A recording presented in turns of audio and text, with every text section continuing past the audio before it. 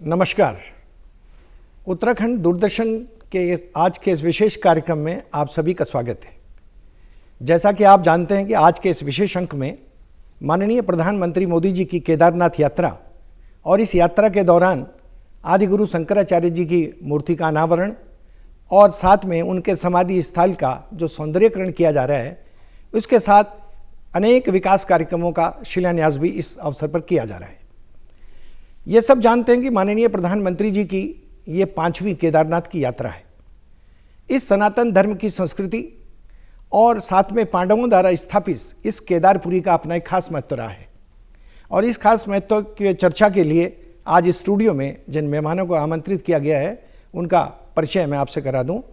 मेरे ठीक सामने श्री प्रकाश सुमन ध्यानी जी उपस्थित हैं, जो उत्तराखंड के मामलों के जानकार के साथ साथ एक विचारक और चिंतक हैं। मेरे ठीक बाईं ओर वरिष्ठ पत्रकार और साथ में सामाजिक और ऐतिहासिक मामलों की जानकारी देने के लिए वरिष्ठ पत्रकार के रूप में भूपेंद्र सिंह बिष्ट जी उपस्थित हैं। मैं दूरदर्शन देहरादून की ओर से आप दोनों विद्वजनों का स्वागत करता हूं।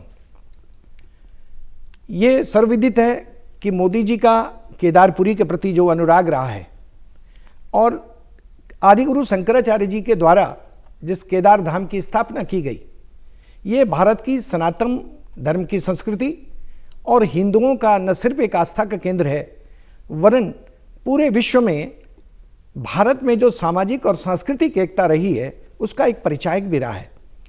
और इतने सैकड़ों वर्षों के बाद माननीय प्रधानमंत्री जी के द्वारा इस ऐतिहासिक स्थल और सांस्कृतिक स्थल की जिस तरीके से सुध ली गई है, उस विषय में मैं आज की इस चर्चा का प्रारंभ प्रकाश सुमन ध्यानी जी से करना चाहूँगा और ध्यानी जी से यह जानने का प्रयास करूँगा कि केदारपुरी के साथ साथ आदिगुरु शंकराचार्य जी का जो इस देश की राष्ट्रीय और सामाजिक एकता में योगदान है, उस पर अपने विचार साझा करने का काम करेंगे। देखिए, जो हिंदू धर्म में इस देश को 3-4 खंडों में बांटा था। इस सबसे उत्तर में हिमालय है, फिर गंगा यमुना के मैदान जिसे कि आर्यवृत्त कहते हैं जी, फिर दक्षिणांचल और आखिर में द्रविड़ प्रदेश है। तीनों की भौगोलिक परिस्थितियाँ अलग अलग थी और हिमालय की परिस्थितियाँ तो बिल्कुल ही अलग थी जी। हिमालय को पुराणों ने 4 भागों में बांटा। उसे कहते हैं खंड 5 हिमालय सा कथिता नेपाल कुरुमांचलो केदारो जलंधरो रुचिर कश्मीरोच संज्ञो भवत। यानी नेपाल, कुरुमांचल, केदारखंड जिसे आज हम गढ़वाल कहते हैं जी, जलंधर कहते हैं जो पंजाब का पुराना भाग जो हिल का भाग था जिसे अब हिमाचल प्रदेश भी कहते हैं, उसे जलंधर करते हैं, और कश्मीर, ये 5 भाग हिमालय के थे। उसमें केदारखंड जो था इसका विशेष महत्व था जी। इसलिए पुराणों में केदारखंड के नाम से कितने ऐतिहासिक तथ्य सुनाई देते हैं। स्थान का महत्व होता है, स्थान का महात्म्य होता है, और उसी महात्म्य ने शंकराचार्य को ठीक केरल से और केदारनाथ बुला दिया जी। इतना स्थान का महत्व होता है और महात्म्य भी होता है। और उसी महत्व केदारनाथ के महात्म्य ने आज मोदी जी को पहले अपने यहाँ तपस्या के लिए बुलाया, और आज वही तपस्वी देश का प्रधानमंत्री है।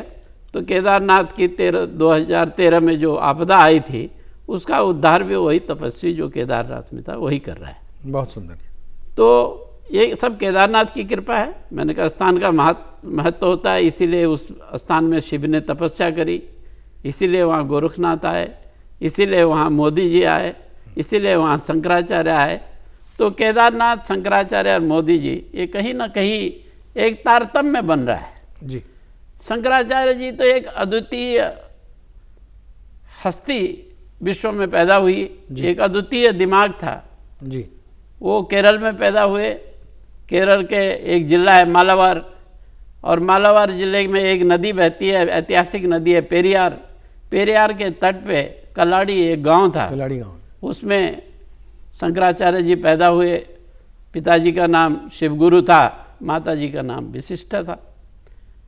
4 साल में पिताजी के स्वर्गवास हो गया, अभी यज्ञोपवीत भी नहीं हो पाया था।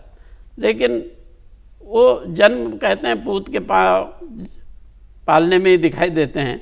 3 साल से उन्होंने अध्ययन अपने आप शुरू कर दिया था और 16 साल की उम्र में वो तमाम जो शास्त्र थे उन सब का अध्ययन करके परिपूर्ण हो चुके थे। और परिपूर्ण होने के बाद वो गुरु की तलाश में गए नर्मदा के किनारे ओंकारेश्वर के पास जी। उनको अपने इच्छित गुरु जो थे गोविंद पाद जी मिले जी। गोविंद पाद जी जो वेदांत की परंपरा के ऋषि थे और वो गौड़पाद के शिष्य थे। गौड़पाद सुखदेव के शिष्य थे। सुखदेव जो है व्यास जी के पुत्र भी थे और शिष्य भी थे, यानी बादरायण व्यास। व्यास कितने हुए? तो उस परंपरा जो व्यास जी से लेकर और शंकराचार्य तक चली, उन शंकराचार्य ये केदारनाथ आए। और ये कहा जाता, ये माना जाता है, यद्यपि शंकराचार्य जी के जीवन के संबंध में कि कब जन्म हुआ कब मृत्यु हुआ, अलग अलग लोग अलग अलग बात कहते हैं। बिल्कुल। मैक्स मुलर कुछ और कहते हैं, भंडार नायक कुछ और कहते हैं, और अलग अलग जो इतिहासकार विद्वान हैं अलग अलग बात कहते हैं। यानी 7वीं शताब्दी से लेकर 9वीं शताब्दी के बीच में मानते हैं। लेकिन जो ज़्यादातर लोग मानते हैं कि उनका 786 में वैशाख शुक्ल तृतीया जी को उनका जन्म हुआ और 32 साल की उम्र में उनकी मृत्यु हुई। ये माना जाता है। कुछ लोग कहते हैं केदारनाथ में मरे, जी हाँ, ये भी धारणा है। अलग अलग है कि कुछ लोग कहते हैं कि कामाख्या में मरे, कुछ कह रहे हैं बॉम्बे के पास मरे, कुछ कहते हैं तिरुचि में मरे और परशुराम मंदिर में उन्होंने समाधि ली। लेकिन ये क्योंकि तब तक बहुत इतिहास लेखन यहाँ इतना डेवलप नहीं था, तो लेकिन ये निश्चित लगता है कि वो कहीं भी मरे हों। उनकी समाधियाँ सब जगह हैं और हो सकता है कि जहाँ जहाँ उन्होंने तपस्या करी हो वहाँ वहाँ उनका अस्थियाँ कलश ले करके वहाँ समाधि स्थल बना दिया हो। 13 की बाढ़ में वो समाधि भी स्थल भी बह गया था, तो उसी का जीर्णोद्धार करने के लिए मोदी जी आ रहे हैं। और लगता है कि मोदी जी पे केदार बाबा की भी कृपा है और शंकराचार्य जी की भी कृपा है। ठीक है ध्यानी जी, फिर अभी आपके पास आऊँगा। वरिष्ठ पत्रकार के रूप में भूपत सिंह बिष्ट जी हमारे बीच हैं। आधुनिक समय में जो केदारपुरी का नया सजने और संवरने की प्रक्रिया शुरू हुई है और माननीय प्रधानमंत्री जी द्वारा पूरे इस 4 धाम प्रोजेक्ट को 708 करोड़ के रुपए के माध्यम से संवारने का काम किया गया है। आप किस तरीके से मोदी जी की इस प्रस्तावित यात्रा और वहाँ जो संचालित विकास कार्यक्रम है उनको आप किस दृष्टि से देखते हैं? दसमानी जी, इससे पहले मैं आपकी बात का समर्थन करता हूँ। सुमन जी ने जो बताया हमारे शंकराचार्य जी के बारे में, तो एक हमारी जो सभ्यता है वो लगभग 5000 साल पुरानी है जी। और उसमें लगभग 1400 साल पहले जो है केदारनाथ मंदिर की स्थापना हुई और जो बद्रीनाथ आश्रम जो आदि गुरु शंकराचार्य ने स्थापित किया, उससे हमारे उत्तराखंड को देवभूमि की संज्ञा मिली है, क्योंकि ये वेद पुराण उपनिषद की धरती को माना गया है इसको। और जहाँ जहाँ शंकराचार्य जी ने अपने आश्रम बनाए, जहाँ जहाँ उन्होंने धाम बनाए, वहाँ एक किसी वेद की भी पढ़ाई का व्यवस्था थी, अध्ययन केंद्र थे वो भी थे। तो हम ये कह सकते हैं कि जो केदारपुरी की स्थापना शंकराचार्य जी के समय में हुई और वो विभिन्न प्राकृतिक आपदाओं में बनता बिगड़ता रहा।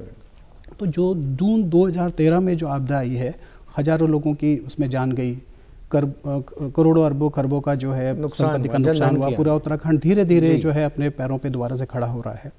ऐसे में हमें प्रधानमंत्री नरेंद्र मोदी जी मिले हैं, जिन्होंने केदारनाथ को फिर से दोबारा उसके पुनर्निर्माण के लिए, रचना के लिए, केदारपुरी बसाने के लिए जो है एक अहम जिम्मेदारी अपने कंधे पे ली है। और हम देख रहे हैं कि उसका पहला चरण पूरा हो रहा है और उस पहले चरण को पूरा करने के लिए जो है 5 नवंबर को माननीय प्रधानमंत्री जी केदारनाथ पहुंच रहे हैं। और इस अपनी यात्रा के दौरान वो जो है केदारनाथ में जो निर्माण कार्य हुए हैं उनका लोकार्पण करेंगे। उसमें जो है वो सरस्वती आस्था पथ बना है, जो एक पुल का निर्माण है, पुल का उसमें जो है जो अभी गरुड़ चट्टी को जोड़ने के लिए जो है मंदाकिनी पे पुल बना है, संग्रहालय भी है इस यात्रा के संदर्भ में। उसके वो है, और जो आस्था पथ है, जो संगम का तट बना है, जो सुंदरता केदार उसको दी है, जो एक मेरा 2013 में भी जाना हुआ जी, और मैंने देखा कि मुझे विश्वास नहीं था कि ये दोबारा केदारनाथ कभी इस रूप में आ पाएगा। तो मेरे इस बीच में मुझे 3-4 बार और जाने का मौका मिला है जी। तो जो रूप केदारनाथ ने गढ़ा है वो एक अंतर्राष्ट्रीय स्तर की एक नगरी बन रही है, एक आध्यात्मिक नगरी बन रही है, जो शैव मत के जो उपासक पूरे विश्व में हैं, पूरे भारत में हैं, उनके लिए एक बहुत ही एक अनूठा स्थान जो है माननीय प्रधानमंत्री जी ने जो है उसको गढ़ा है, उनकी सोच है उसकी, और उसी लिए वो जो है इसमें आएंगे। इस आयोजन में जो है वो पूरे जहाँ जहाँ शंकराचार्य जी ने मंदिरों की स्थापना की है, जो ज्योतिर्लिंग बने की स्थापना हुई है, उन मंदिरों में भी जो है उस दिन कार्यक्रम आयोजित करने का एक अभियान सा बन रहा है। पूरा देश भर में लाइव प्रसारण की भी योजना पूरा इसका होगा। तो हम इससे जो है हमारे उत्तराखंड को जो है एक बहुत बड़ा नाम पूरे विश्व में मिलने वाला है। हम पर्यटन के लिए, धार्मिक पर्यटन के लिए विशेष रूप से, तीर्थाटन के लिए जो है दोबारा से हम लोग जो है स्थापित होंगे। जो एक क्रम टूट गया था जून 2013 में, वो प्रधानमंत्री की यात्रा से फिर दोबारा से जो है वो सुसज्जित हो रहा है, सुगठित हो रहा है। और सबसे बड़ी बात जो इस पुनर्निर्माण कार्य में हुई है वो ये है कि जो क्षति पिछली बार आपदा से हुई है उसको रोकने के लिए जो है एक भित्ति दीवार बनाई गई है, उसके अंदर में बहुत सुंदर चित्रांकन किया गया है। उसके चारों तरफ जो है जो आस्था पथ बना है, पहाड़ी चित्रकला शैली को भी प्रदर्शित करने वाला जो है महाभारत के जो हमारे जो आध्यात्मिक उसके भी चित्रण उसमें सब उसमें प्रसंग है। और वो एक अपने आप में एक अनूठा है कि जो भी कोई केदारनाथ पहुंचेगा वो हमारी सनातन संस्कृति से छुआ बिना नहीं रह सकता, चाहे वो हमारे उस पर। तो जो आज की जो नई पीढ़ी है उनके लिए भी एक बहुत ही एक अनूठा अमेजिंग वो है कि अगर वो जून 2013 के फोटोग्राफ देखेंगे और वो आज का वो देखेंगे तो एक बिल्कुल एक नई नगरी स्थापित हो रही है, और एक बहुत बड़ी उपलब्धि है। और ये उत्तराखंड के लिए तो एक आगे के समय में एक बहुत बड़ी हमारी आर्थिक इससे हमें सहयोग मिलेगा। जो हम 4 धाम यात्रा जो हमारी स्थापित है उसमें केदारनाथ की जो एक रूप जो निखर के आया है, उसके लिए हम माननीय प्रधानमंत्री जी को जितना भी आभार प्रकट करें वो उत्तराखंड की जनता जो है उसके लिए कम ही कम होगा। ठीक है भूपत जी, फिर चर्चा पे आपके पास लौटूंगा। ध्यानी जी, चूँकि आप सामाजिक और सांस्कृतिक दृष्टि से भी बड़े गंभीर अध्येता रहे हैं, और जो हमारी ये यात्रा है ये महज एक यात्रा नहीं है, तीर्थाटन नहीं है, बल्कि आदिगुरु शंकराचार्य द्वारा जो स्थापित जो मान्यताएं थी, जो परंपराएं थी, उन्होंने इस देश की राष्ट्रीय एकता और सामाजिक एकता के लिए जो काम किया उसको आप किस रूप से व्यक्त करना चाहेंगे?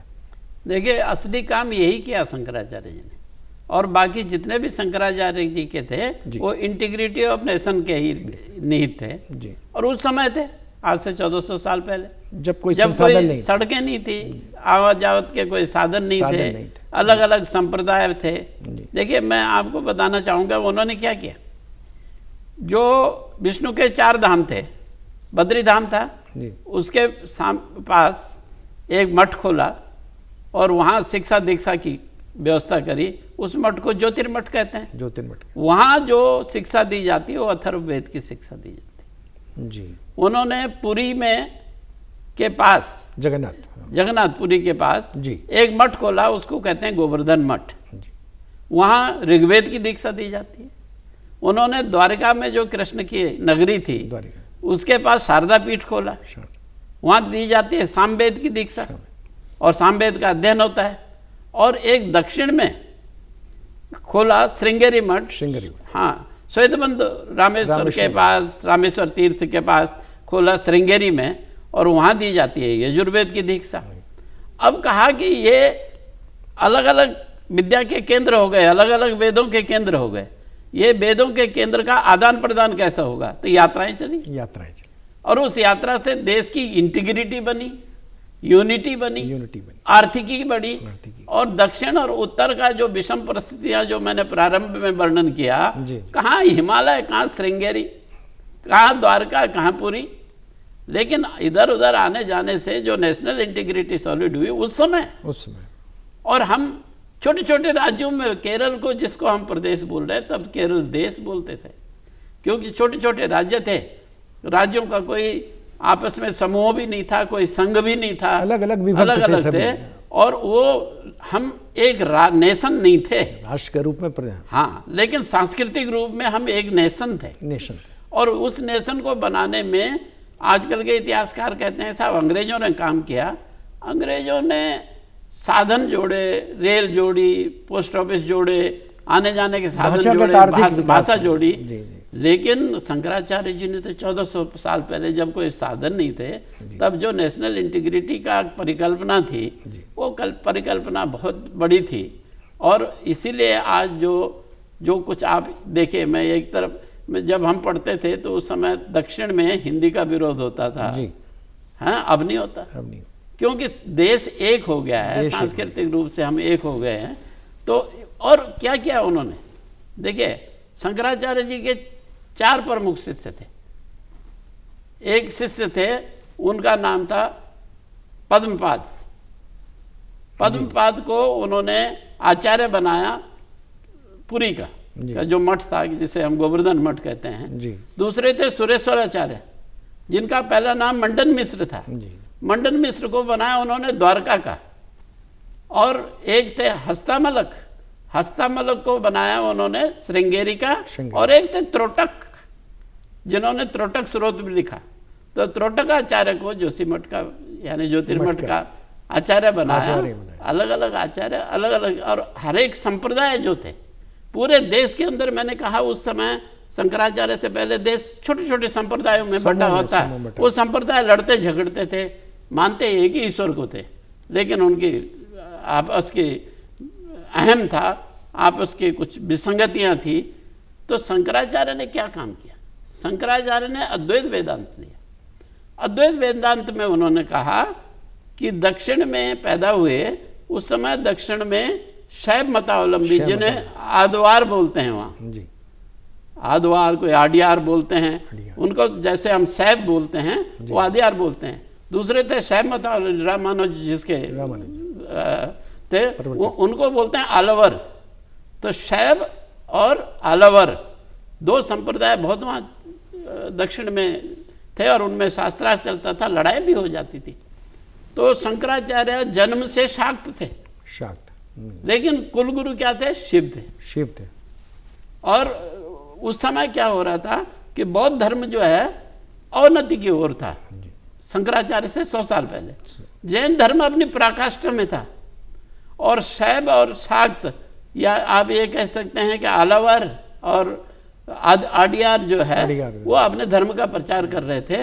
और जो कपालिक थे वो इतने हावी हो गए थे उत्तर में कि कपालिकों ने अव्यवस्था फैला दी थी, पुराण हावी हो गए थे, और पुराणों का गलत अर्थ निकाला जा रहा था।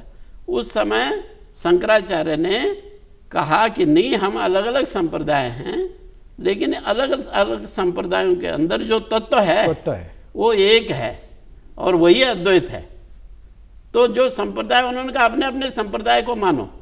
इसलिए उन्होंने जो 4 मठ बनाए, हर 4 मठ में अलग अलग संप्रदाय, जैसे हमारे ज्योतिर्मठ है, तो ज्योतिर्मठ में उन्होंने गिरी संप्रदाय, सागर संप्रदाय, इस तरह के संप्रदाय रखे। और इसी तरह उन्होंने जो है शारदा मठ में अलग संप्रदाय रखे। तो उन्होंने सारे संप्रदायों को जोड़ा, कहने का अर्थ यह है। और उन्होंने कहा कि तुम्हारे अंदर जो तत्व है, तुम्हारे संप्रदाय की दीक्षा में वो जो तत्व है, उस तत्व है वो अद्वैत है, वो दो नहीं है। जो शैव है वो भी उसी को पूज रहे हैं, जो शाक्त हैं वो उसी को पूज रहे हैं, सब एक ही को पूज रहे हैं। अलग कहाँ है वो अद्वैत? उस अद्वैत वेदांत के जो काम था, हालांकि वो चल रहा था व्यास जी से, लेकिन व्यास जी ने वेदांत किया। वेदांत माने वेदों का अंत, यानी ज्ञान योग। ज्ञान योग के बाद वो बहुत समय हो गया था, उसमें कुछ और मॉडिफिकेशन और कुछ और उसका और सरलीकरण और दीक्षा होनी थी। उन्होंने उसमें पुट डाला फिलॉसफी दर्शन का पुट डाला, और उसी दर्शन की शिक्षा दी जाती थी इन मठों में। ठीक है ध्यानी जी, ये सामाजिक और सांस्कृतिक एकता की दृष्टि से आदि गुरु शंकराचार्य की एक बहुत बड़ी भूमिका इस देश के नवनिर्माण में भी रही है। अब चूंकि केदारपुरी नए ढंग से सज रही है, संवर रही है, और वर्तमान में तीर्थ और पर्यटन, क्योंकि आर्थिकी की जो स्थानीय लोगों की है वो भी मजबूत किया जाना ज़रूरी है और उसके लिए ढांचागत सुविधाओं का विकास भी जरूरी है। तो एक वरिष्ठ पत्रकार के नाते भूपत बिष्ट जी, ढांचागत विकास और जिस तरह से आध्यात्मिक गुफा बनी है उनका पर्यटन की दृष्टि से उसका आगे विकास किया जाएगा, तो इस 4 धाम में कनेक्टिविटी, सड़क, वायुयान या रेल, जिस तरीके से ये कार्य मोदी जी के कार्यकाल में किए जा रहे हैं, इससे कहाँ तक हमारी केदारपुरी को महत्व मिलेगा, या 4 धाम जो हमारी स्थापित हैं इनके स्थानीय लोगों की आजीविका का संवर्धन किस रूप में हो सकेगा, इसको आप किस रूप में देखते हैं? दोस्ताना, ये आपने बिल्कुल उत्तराखंड के परिप्रेक्ष्य में सही बात उठा रहे हैं आप, और मैं फिर प्रकाश सुमन ध्यानी जी की बात से सहमत हुए आगे बढ़ रहा हूँ जी, कि भारत की एकता में शंकराचार्य जी का योगदान जो है वो बिल्कुल किसी तुलना के बराबर नहीं है, क्योंकि उन्होंने भारत की जो अलग अलग संस्कृतियाँ थी उनको एक सनातन संस्कृति से जोड़ा और उसका सूत्र उन्होंने जो है चारों दिशाओं में रखा। जैसे कि हमारे बद्रीनाथ में जो है केरल से आज भी नंबूरी ब्राह्मण मुख्य पुरोहित रहते पुजारी हैं के रूप में, और जो केदारनाथ के मुख्य पुजारी रावल जी हैं वो कर्नाटक के जो है शिवलिंगायत समाज मठ से आते हैं, उनके जो है शिवलिंगायत समाज से आते हैं। तो ये व्यवस्था जो है इस रूप से उत्तराखंड के लोग जो हैं दक्षिण भारत के लोगों के परिचय में आए। यात्रा का जो जिक्र ध्यानी जी ने किया बिल्कुल है कि उस समय कोई साधन नहीं थे, कुछ नहीं थे, और अगर आप थोड़ा सा आज के संदर्भ में भी देखेंगे जी, तो 1950 तक हमारे 4 धाम में सड़क व्यवस्था नहीं थी। आज भी जो है केदारनाथ आपको पैदल जाना है, आज भी यमुनोत्री आपको पैदल जाना है।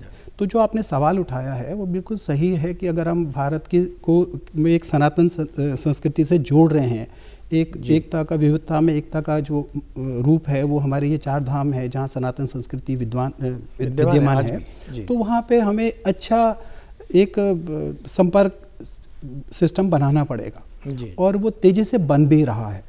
जो हमारे ऑल वेदर रोड है वो अपने 2 साल के बाद में वो एक ऐसा रूप ले लेगा कि हम एक बिल्कुल एक अनोखे रूप में होंगे, पूरे विश्व में एक अलग पटल होगा हमारा। जैसे लोग स्विट्जरलैंड की बात करते हैं कि वहाँ पहाड़ों में बर्फ़ गिरती है, सब कुछ सारे उसमें है। अभी भी जो जिस ढंग से हम केदारपुरी को बसा रहे हैं, और मैं आपको इसमें ये जोड़ना चाहता हूँ कि जो माननीय प्रधानमंत्री जी की जो यात्रा है इसमें केदारपुरी के दूसरा चरण के निर्माण की घोषणा भी होनी है, और ये हो चुकी है वैसे। हाँ, जो लेकिन उसका जो उसका शिलान्यास इसमें होगा, उसमें हॉस्पिटल वहाँ बनेंगे, गेस्ट हाउस बनेंगे, उसमें जो है मंदाकिनी के लिए आस्था पथ बनेगा, वो उसका जो है वो गेस्ट हाउस भी है, संग्रहालय, पुलिस स्टेशन बनेगा, उसमें बाढ़ सुरक्षा कार्य हैं, बाढ़ सुरक्षा का है, उसमें जो मंदाकिनी के तट पे आस्था पथ बनेगा, उसका जो संगम स्थल बनना है उसमें, तो एक पूरा नगर केदारपुरी दोबारा से बस रही है।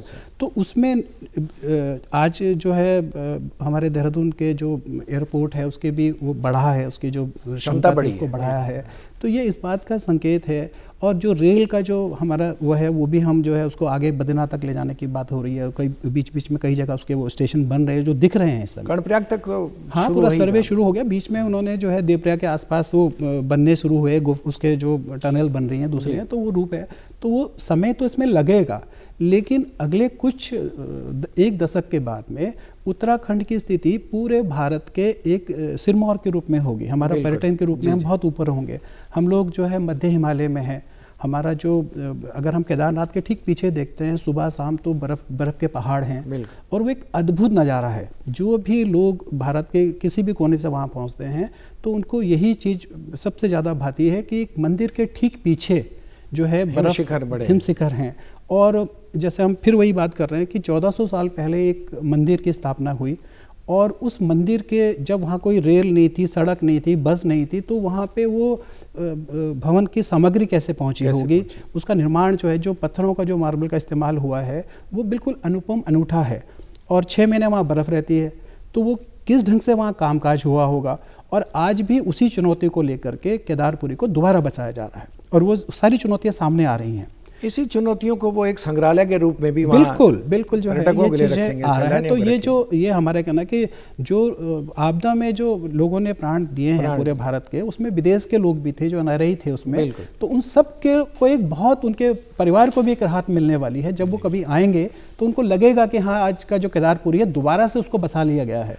तो ये इसके लिए जो है माननीय नरेंद्र मोदी की जो सोच है, जो उनकी एक विकासपरक उनका जो एक नजरिया है, वो हमें साक्षात यहाँ देखने को मिल रहा है। और ये जैसे शंकराचार्य ने पूरे देश को एक रूपता में बांधा है, आज नरेंद्र मोदी भी हमारी सनातन संस्कृति को एक रूप में लाने के लिए पूरे विश्व के लिए उन्होंने एक केदारपुरी को सजाया है। सही दृष्टिकोण। मैं ध्यानी जी फिर से एक बार आपको चाहूँगा कि इस यात्रा के माध्यम से प्रधानमंत्री मोदी जी ने, और एक प्रधानमंत्री द्वारा 5 बार केदारपुरी की यात्रा करना अपने आप में एक अद्भुत है, अविस्मरणीय है। हमारी इस जो यात्रा पथ है, 4 धाम है, इसमें जो हमारी सामाजिक व्यवस्था बात हुई, लेकिन आर्थिकी भी बहुत बड़ी एक सवाल रहा है। और शंकराचार्य द्वारा स्थापित जो परंपराएं थी, उनके अनुरूप हमारे विभिन्न जातियों के वहाँ पर आजीविका के साधन जुटे हुए हैं।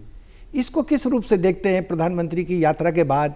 उन साधनों में, स्वरोजगार के साधनों में, रोजगार के लिए किस तरह की संभावनाएं आप देखते हैं? देखिए, आपका बहुत अच्छा प्रश्न है। और मुझे याद आ रहा है कि 2013 में जब मोदी जी गुजरात के प्रधानमंत्री थे, तो उन्होंने 20-25 लोगों को मधुबन होटल में वो रात को ठहरे थे, फिर दूसरे दिन हेली यात्रा करनी थी, तो उन्होंने 20-25 लोगों को बुलाया। सौभाग्य से मैं भी उन 20-25 लोगों में था। मोदी जी ने मुझसे भी बात करी, और क्योंकि मैं मुख्यमंत्री का पर्यटन सलाहकार था, तो इसलिए कुछ खास बात उन्होंने मेरे से करी। जो भी हमारी समझ थी, हमने जो बता सकते थे उन्हें बताया। और वो बहुत जल्दी समझते हैं चीज़ों को। और जब यात्रा करके आए तो फिर यहाँ आए, फिर गए, तो उसके बाद उन्होंने एक खाका दिमाग में बना लिया था। ये आपका कहना बिल्कुल ठीक है कि हजारों साल तक वहाँ के जो समुदाय हैं, अलग-अलग, वो चाहे पुजारी हो, चाहे वो रावल हो, चाहे वो भंडारी हो, चाहे वो डिमरी हो, जो भी लोग हैं, उन लोगों ने बहुत, जो वहाँ थैली वो ले जाते हैं, झल्ली ले जाते हैं लोग, घोड़े वाले हैं, बहुत लोग हैं, तो इन सब की आर्थिकी उससे जुड़ी हुई है। ठीक है सुमन जी, क्योंकि समय भी समाप्त हो रहा है, और बस एक संक्षिप्त वक्तव्य के लिए मैं फिर भूपत बिस जी पे आ रहा हूँ कि ये हम सब के लिए, उत्तराखंड वासियों के लिए गौरव की बात होगी कि मोदी जी याद आ रहे हैं। इसके लिए आप जनता को क्या संदेश देना चाहेंगे?